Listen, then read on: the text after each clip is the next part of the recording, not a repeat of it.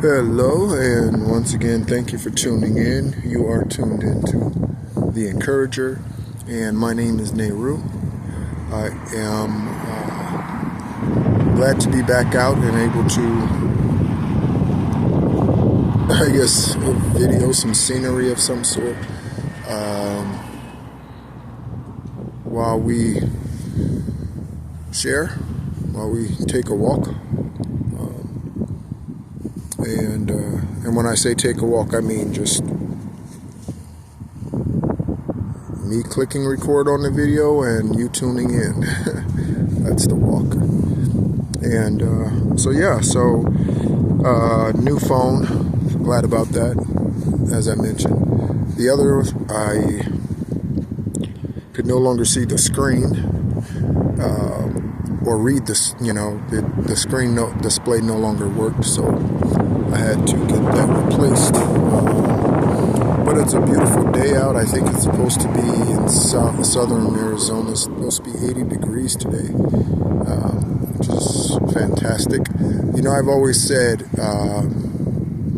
when considering places to live in the U.S., that I would only voluntarily live in Arizona and Florida. And so when I abruptly gave everything away that I owned, rented a truck, packed a suitcase, and my Cane Corso, my Sadie, I'm glad this is the place I landed. Because I'm glad it is.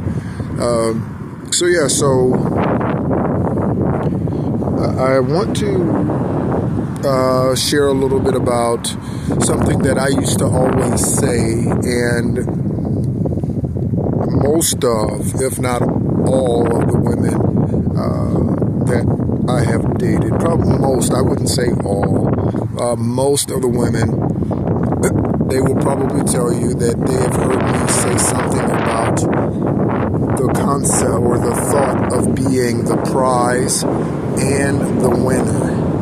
Okay, again, being the prize and the winner. Okay, I think it's a great concept to keep in mind when you're talking about relationships. And this is any type of relationship, but the relationships that we are most energetically involved in typically are the romantic relationships. Any other relationship that we have pales in comparison as far as the energy of it, outside of probably a best friend or a twin, or triplets, that sort of DNA connection. But otherwise, typically, the romantic type of connection, no matter how short or long the time the relationship lasts, is the strongest energetic exchange that we will ever experience. And with that, the thought of being the prize and the winner. I don't know when this came to me. I went on like a 8-year sabbatical when I did not date anyone, and during that time, I can tell you that that's during that time when this thought process came about, and I realized that I wanted to be the prize, so I wanted her, the woman, to feel like she's the winner, right? And I'm the prize, right? And I likewise want to feel like I'm a winner because I have her as the prize, okay? And so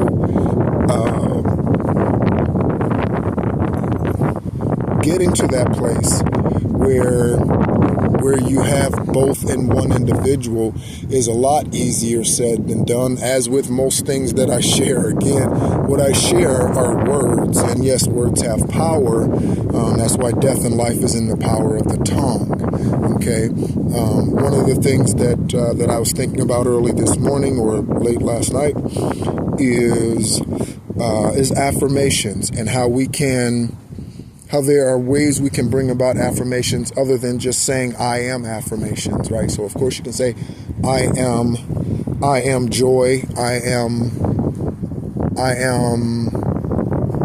wealthy, I am comfortable, I am holy, I am pure. You could do that.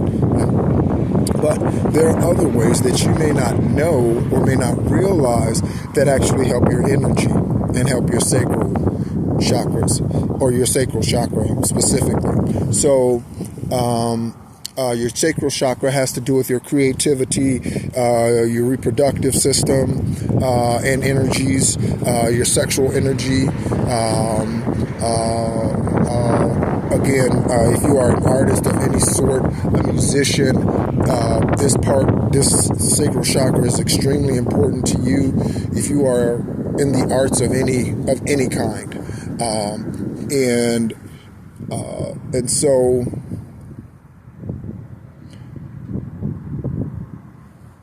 when we dance, for instance, okay, when we dance, this helps our sacral chakra. Why? Because the sacral chakra is located just below your navel, okay? And when you move about, typically, right, you are moving that area of your body, right? And not only that, if you are dancing, typically it takes confidence to dance, even if you're dancing in the mirror by yourself or in your house by yourself. Yeah, as you're vacuuming, I'm thinking of the Mrs. Doubtfire scene. You remember Robin Williams and Mrs. Doubtfire, and how he was dancing with the vacuum and everything, right? But those sorts of things, they actually help you. That's why you feel good when you dance, because it's helping that sacral chakra. It's helping your root chakra, move around and that, as opposed to just sitting in an office chair all day or sitting on a couch all day, right? That's why it's good to get up and move around. That's why it might seem strange initially when you do it, but that's why if you're sad, if you just look in the mirror and just smile, even if you're sad, look in the mirror and just force yourself to smile, it's gonna change you. It's gonna change you, because those muscles, right, that energy that it takes to move those muscles are in direct contrast to the muscles that are giving you the feelings of sadness, depression, or whatever else. So it's going to change your energy around, okay? So dancing is another way that we can help our chakras in addition to meditation, in addition to filtering through the relationships and sexual interactions that we have with other people, right? Limiting those things, especially if we consider ourselves single. If we are in a committed relationship, please stay sexually committed to the only individual you are committed to. And yeah, so, but yes, so being the winner to me means that you feel like in this individual, not because they're perfect and without flaw. Okay, I need to pay attention to what I'm doing with the phone again. So not like they're perfect and without flaw, but because you know for a fact that they are the answer to all of the other gaps, vacancies, or whatever else you may feel that you need in your life. So they are your balance, okay? They are your yin to your yang, okay? Right? And again, they don't complete you. You are complete all by yourself. Never allow someone to be in a situation where they complete you, because should that person pass, should they decide to leave you, then you're going to feel incomplete because you held on to a concept of someone completing you. This is why the concept of being 50-50 is just preposterous. How are you going to give 50% of yourself and they give 50% of themselves and you expect it to work? Would you like me to give you half of me, or do you want all of me? Right? And please say all, because let's not get into doing anything half-assed, okay? done enough of that. That's me, you, everybody. No matter what your age, you could be 12. You've already done enough half-assed things. You already have, right? You already have.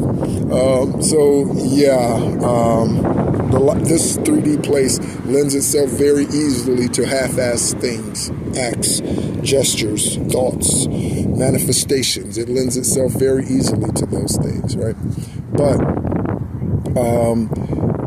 so to be the winner, right, you're recognizing that that's what that person is to you. They are the yin to your yang. They are your counterpart. They are that person who you have that spiritual contract with in the ethers before you were manifested into this lifetime. That's who that individual is.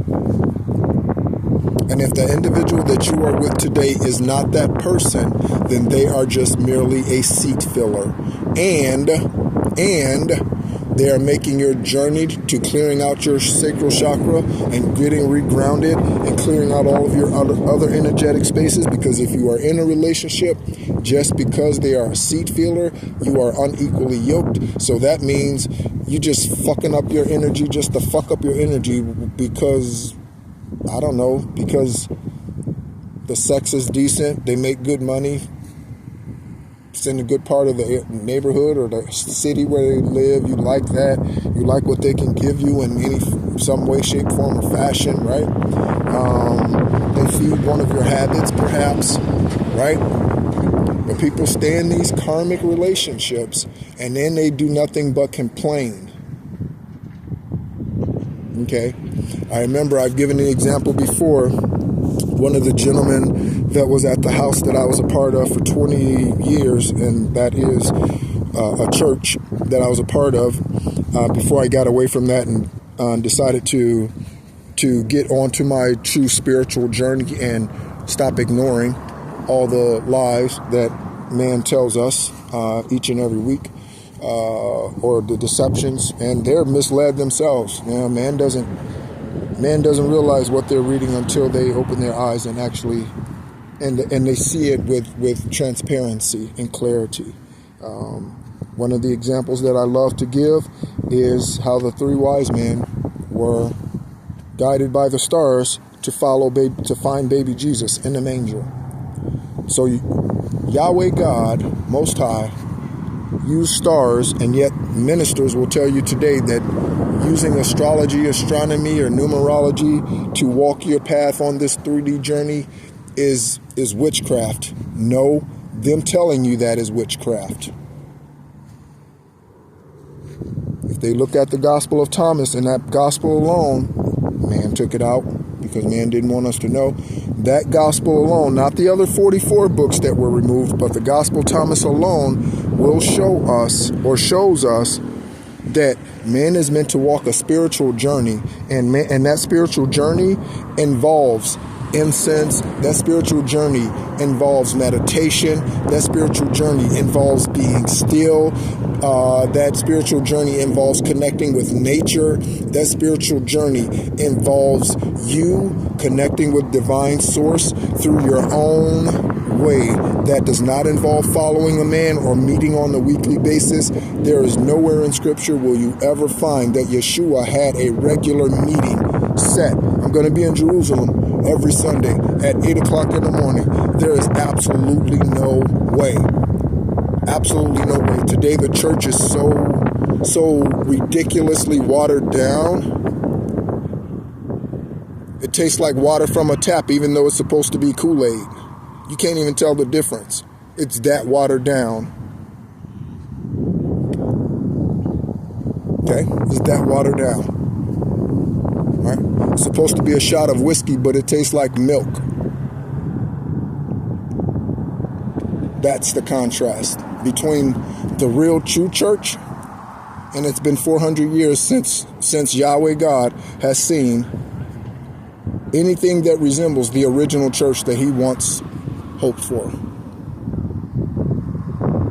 Anything of it.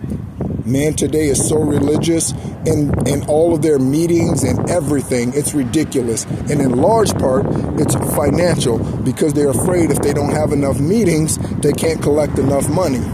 because they do not believe that people on their own can be guided by Holy Spirit to give as they're directed.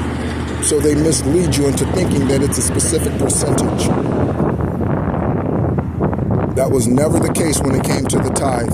The tithe was never meant to be 10%. That rule pertained to the tax collectors and to the city and to the government. You were guided to give as your heart desires. Period. Period. Okay? Do you really think the father would have that mother be a disgruntled giver because she has to spend, she gets $100 and she needs 95 of it to spend on her electricity bill so that she can have heat and air conditioning in her house? You think he's going to get mad at her if she can't give $10 but she gives $5? Do you really think that's the case? Absolutely fucking not. Okay? But that's the lie that man wants you to believe. Okay? Giving is always to be done with a cheerful heart. And that's why there really truly is not a percentage. It is not. Again, that was for the tax collectors, for the city to collect. Why did it get misconstrued? Because many of the individuals who were tax collectors back then were called into ministry because they were the more affluent individuals. Even Yeshua himself called the fishermen. Do you know how prestigious the occupation of being a fisherman was back in those days? It was the equivalent of being a CPA probably, right? Back then, that was the number one occupation. Okay? And if you were good at it, then, well, right? You're in the Fisherman's Hall of Fame, right? But that was a huge occupation back then.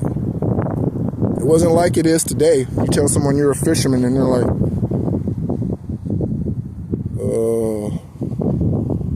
how much do you make doing that? You know, it's not like that. And I know for sure that you can make fantastic money working on the boats. So I do know that, right? In fact, I know someone, her brother works on one, I think out of Panama City, Florida, but he works on one in Alaska, and he's gone for 6 months at a time, I think, or something like that. But financially, he does extremely well, right? So, yeah, but back then that was a high quality job back then. Okay, and so with that, those are the people who, in many cases, Yeshua called. It's interesting that he called those individuals who were the well-to-do in many cases of society, right? And not in every case. Most High called Moses. Moses had a stuttering problem, right? But I'm just saying, so when we look at these situations biblically, right, we have to understand, and we can only do that once we are spiritually awakened. We can't understand what I'm sharing if we stay in a religious, shallow, 3D matrix mindset. We can't do that. Okay? We can't do that. Right? It's like, excuse me, it's like trying to understand, why did 3 key leaders in the United States of America get assassinated within 10 years in the 60s? Why was that? There was definitely something spiritual going on, but someone will have to be spiritually awakened and attuned. Not history, well, JFK's family was not that. Now I'm talking about that. You'd have to know, like, their ancestral story. That type of story, not the natural, not that stuff. Not that. Okay? He slept with Marilyn Monroe and all blah, blah, blah, blah, blah. Yeah. Right? Sure. But to know the supernatural reason, you would have to be spiritually awakened, your crown chakra, third eye open. You'd have to be able to receive those downloads. So many things that the Father wants to share with man, he does not share or reveal to man because man is not in a right position in order to receive such things. Okay? Or, right, he gives man opportunity and man runs from the opportunity to share the truth. Because again, man's looking for acceptance, like high school is a popularity contest. Okay? So man often treats their I talked the other day about your core numbers, and one of your core numbers is your personality number, and then your life path number. One of those numbers shows you who you really are, or speaks to who you really are, and one of those numbers shows you or is an expression of who you show you are to the world. Okay? So in and of myself, I am a very quiet person. I am a very to myself person. I am a very generally loving, caring, and that's an automatic thing. I don't have to try to be that. That just is. That's just how I am. And yet at the same time, right? I've learned that those things need to have boundaries. Okay, because again, if not, then you just become pavement, and people just run all over you. Right? That's all they do, and that's how they treat you. Okay, and so it's good to be back out here to record. I have been out here, right, even without having a phone, because it's good to be out in nature. It's good to soak up some vitamin D and that. But looking at your situation, I just wanted to come on, and I was thinking recently about that a lot, about being the prize and being the winner, and then I heard someone else say it maybe a day or two ago, and it just took me back to when I first realized that and said yes to that, many years ago, about being the prize and the winner and understanding your worth, and whatever time you need to spend alone in order to prepare yourself for that, trust and believe it is worth it. It is very, very, very much worth it. And so are you. Okay? I am reminding us each and every day, and I've done well so far with each recording to remember this week, that I'm challenging us and encouraging us to focus on our self-love. Again, take your full hour lunch break. If it only takes you 15 minutes to eat, that's okay. Go sit in the car. Go sit at a park, for 15, 20 minutes. Go enjoy sights and sounds that you don't, because you only take a 15-minute lunch normally, and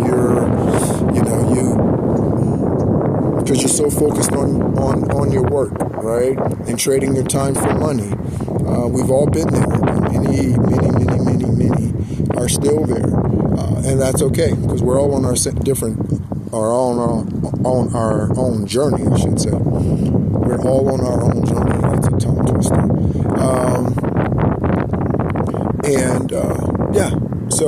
So don't sweat that. Just know that today provides an opportunity, and that opportunity is certainly wanting you to be better than you were yesterday, stronger, more confident, more assured, more loving, and again, towards yourself first and foremost, because you can't love your kids the way they need to be loved, your spouse the way they need to be loved. You can't love your parents or anyone else if you do not love yourself properly first. And so that's job number one. Okay? So I hope your day is going well again on this beautiful Wednesday, and we will be touching base again soon. I'm looking forward to sharing the Living by the Moon series coming soon, and that will be coming here soon. I will be getting started on posting those here in the next 48 hours. Thank you so much, and continue to enjoy your day. And as always, be encouraged and know that whatever you are here to do, you can do it and be the highest, purest, truest version of yourselves possible.